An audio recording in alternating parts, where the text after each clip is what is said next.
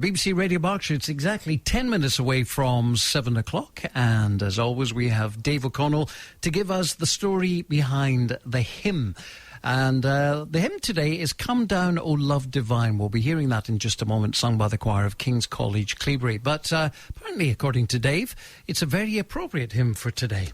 And today Christians are celebrating Pentecost, widely accepted as being the birth of the church. So we've got a special story behind the hymn for you today. All that and more between now and 9 o'clock. FM, online, on DAB. This is BBC Radio Cambridgeshire. It's 14 minutes past 6, and you know what? I think it's time to indulge in today's story behind the hymn. Let's turn, as we do every week, to the Wellington-based songwriter David O'Connell with the details of today's story behind the hymn. Today, Whit Sunday, or Pentecost, we celebrate the coming in tongues of fire of God's Holy Spirit upon the first disciples of Christ, and thus the birth of the Church. What better way to start this special day than to take a look at the Whitsun hymn, Come Down, O Love Divine. The hymn has quite a pedigree. The original Latin text, Veni Sancte Spiritus, was written in the 13th century, probably by the Archbishop of Canterbury, Stephen Langton. Then, in the 15th century, the mystic Italian poet Bianco da Siena came up with a version of it in his native tongue.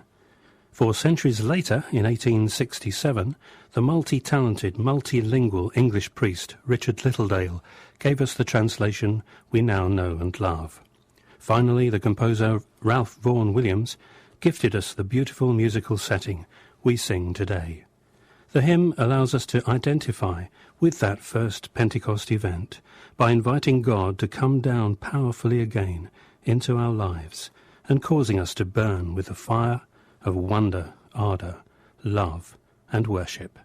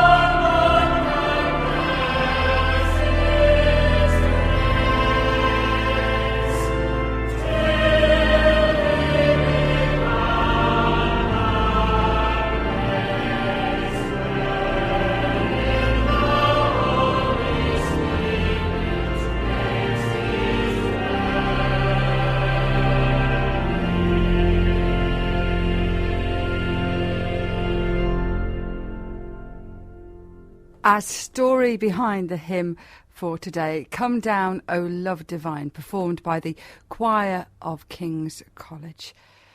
The Wells Cathedral Choir perform for us next, Come Down,